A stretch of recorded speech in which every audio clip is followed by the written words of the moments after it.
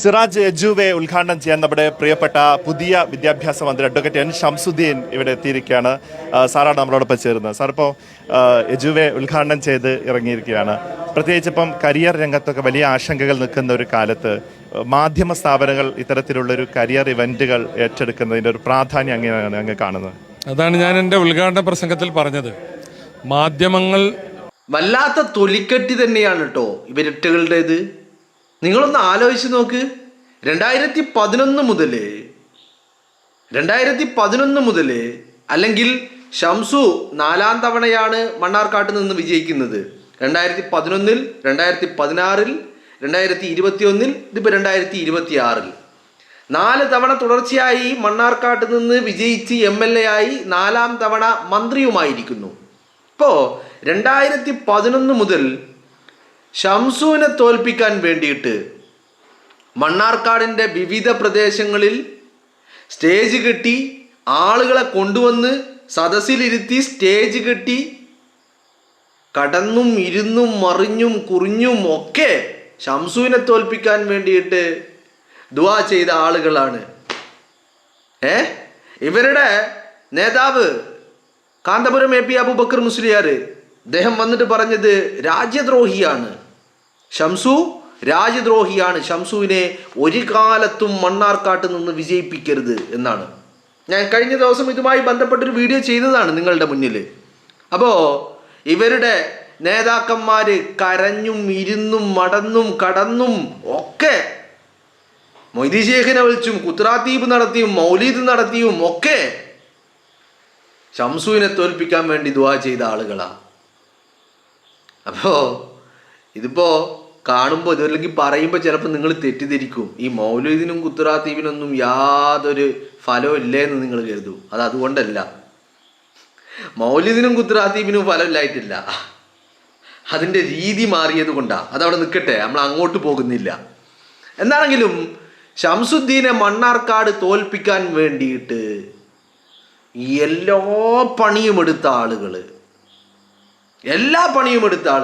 ഇന്ന് ഷംസുവിനെ മലപ്പുറത്ത് ഇവരുടെ ദിനപത്രമായ സിറാജിൻ്റെ ഒരു എന്താ പറയേണ്ടത്, ഈ പറയുന്ന ഈ വിദ്യാഭ്യാസ രംഗവുമായി ബന്ധപ്പെട്ടിട്ടുള്ള ഒരു പരിപാടി, ആ പരിപാടിയുടെ ഉദ്ഘാടകനാക്കി ക്ഷണിച്ച് കൊണ്ടുവന്ന് വേദിയിൽ ആനയിച്ച് കൊണ്ടുവന്ന് ഷംസുവിന് വേണ്ടി കൈയടിച്ച് ഷംസുവിനെ ഉദ്ഘാടകനാക്കി പരിപാടി നടത്തിയിരിക്കുന്നു എന്നുള്ളതാണ്.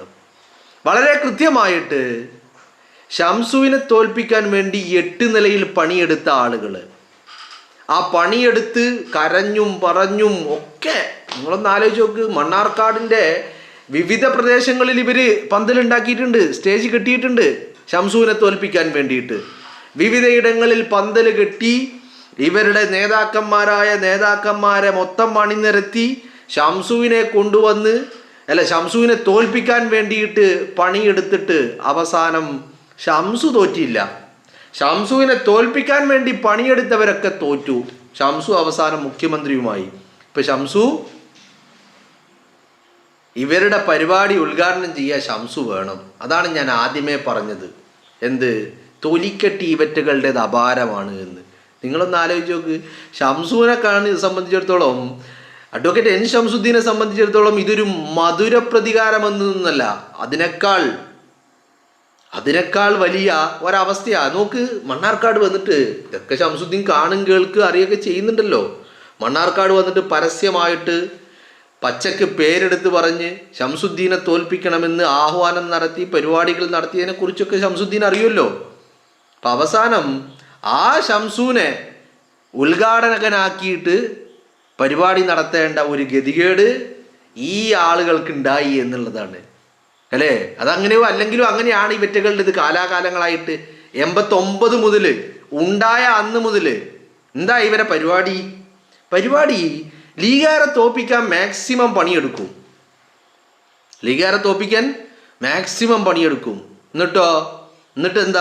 എന്നിട്ട് ലീഗാര് വിജയിച്ച് കയറിയാൽ ഞങ്ങളുടെ വോട്ട് കൊണ്ടാ വിജയിച്ച് 8 കാലി മമ്മുഞ്ഞിയാവും.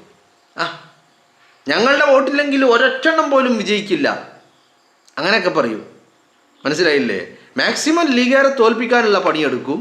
വിജയിച്ച് കഴിയുമ്പോൾ തന്തയാവാൻ വരും ചെയ്യും. ഇതിപ്പോൾ വിജയിച്ച് കഴിഞ്ഞപ്പോൾ ഷംസു വേണം ഉദ്ഘാടനം ചെയ്യാൻ. ഷംസു ഇല്ലാതെ പറ്റൂല, അതാണ് അവസ്ഥ.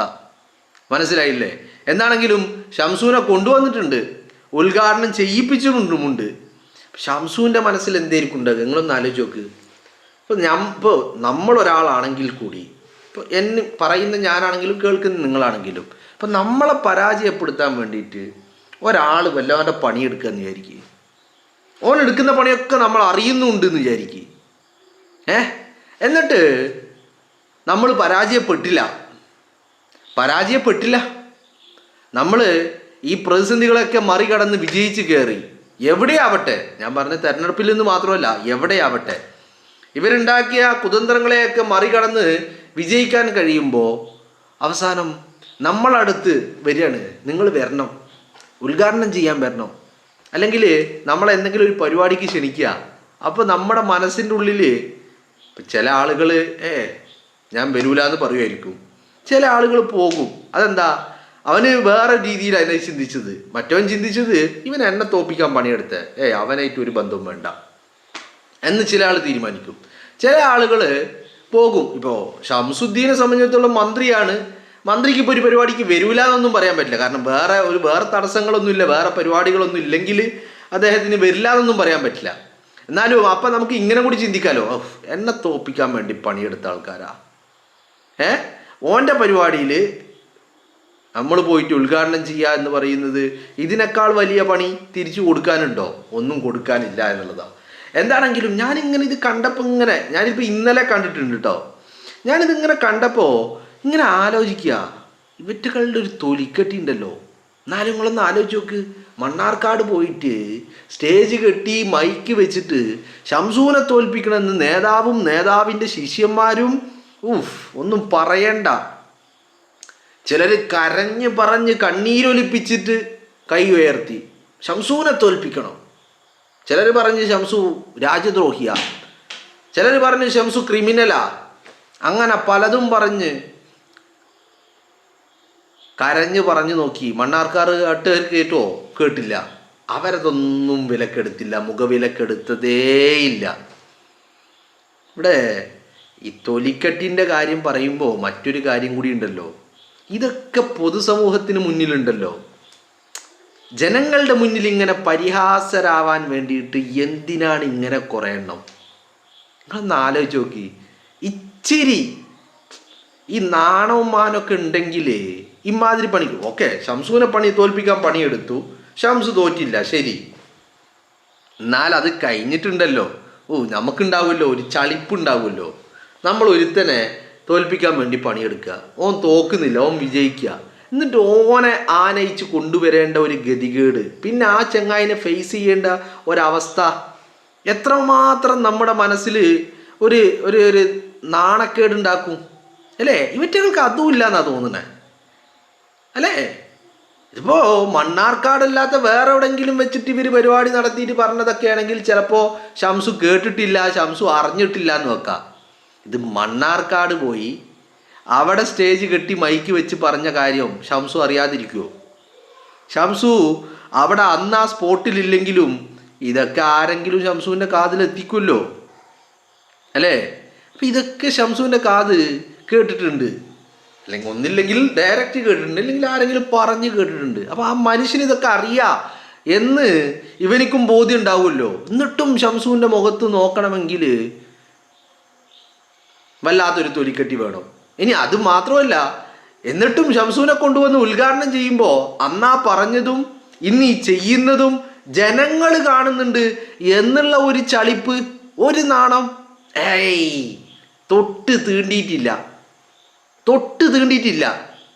ഇത് കലാകാലങ്ങളായിട്ടില്ല കേട്ടോ. എല്ലാ തെരഞ്ഞെടുപ്പ് ഘട്ടത്തിലും ഈ പറയുന്ന എട്ടുകാലി മമ്മുഞ്ഞിയാകാൻ വരും. തെരഞ്ഞെടുപ്പിന് മുമ്പ് ഓനക്ക് ചെയ്യണം കേട്ടോ, ഇവനക്ക് ചെയ്യല്ലേ പറഞ്ഞുകൊണ്ട് നടക്കും. തെരഞ്ഞെടുപ്പ് കഴിയുമ്പോൾ ഇവൻ ജയിക്കും, ഓനക്ക് ചെയ്യണം എന്ന് പറഞ്ഞവൻ തോറ്റു തൊപ്പിയിടും ചെയ്യും. അപ്പം നേരെ ഇപ്പുറം ചാടി മറുകണ്ടം ചാടി ഞാനാ വോട്ട് ചെയ്തത്, ഞങ്ങളെ വോട്ടിനാ വിജയിച്ചത്. എന്താ അന്തസ് അപ്പം ഇന്ന് മലപ്പുറത്ത് ഈ പരിപാടി ഇങ്ങനെ നടന്നപ്പോൾ ഇതിൻ്റെ ക്ലിപ്പ് ഇങ്ങനെ കണ്ടപ്പോൾ ഇന്നലെ ഞാൻ ഇതുമായി ബന്ധപ്പെട്ട് ഒരു കാർഡ് കണ്ടിരുന്നു. ഈ ഷംസു ഇത് ഉദ്ഘാടനം ചെയ്യാൻ വരുന്നു, വിദ്യാഭ്യാസ മന്ത്രി അഡ്വക്കേറ്റ് എൻ ഷംസുദ്ദീൻ ഇത് ഉദ്ഘാടനം ചെയ്യാൻ വരുന്നു എന്ന് പറഞ്ഞിട്ട്.